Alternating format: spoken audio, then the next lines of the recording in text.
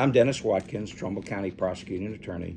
Hi, I'm Chuck Marr with the Trumbull County Prosecutor's Office. I'm an Assistant Prosecutor and Chief of the Criminal Division. Been in office for 10 terms. Been involved with many grants through the governor and the federal government. I had learned that OCJS was offering a grant through ARPA money, through the COVID monies, to come in to assist with issues that we encountered from the COVID epidemic. Crime is upticking now.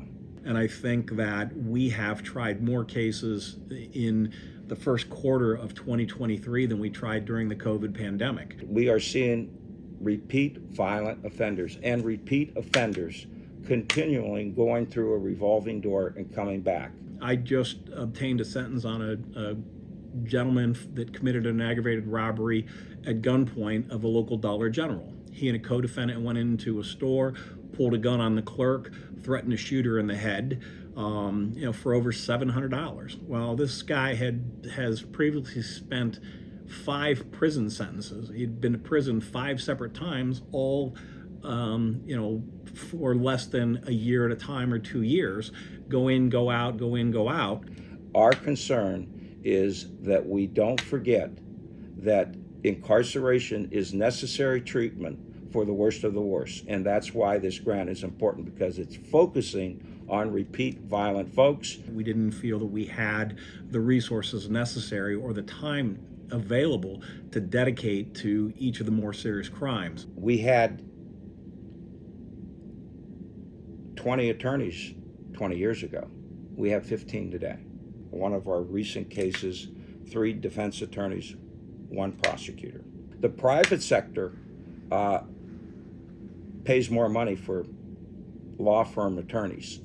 We don't make as much, but you still need to incentivize people to stay. This grant comes at an important time.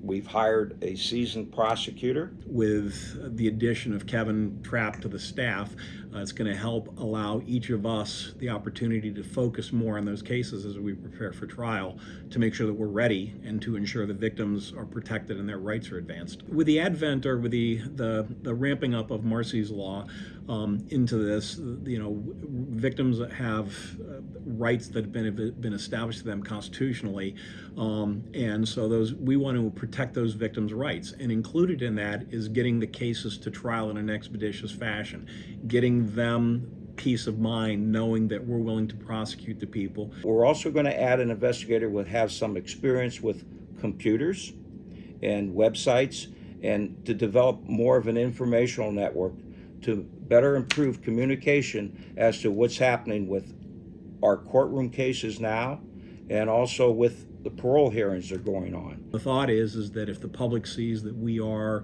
moving forward in an expeditious manner, it's going to instill confidence in them. Hopefully, it will also act as a deterrent to defendants, that if they see that we are going to pursue them aggressively, we're not only going to prosecute them, but we're going to prosecute them to the fullest extent, which is, if it is a robbery, they'll be prosecuted as a robber.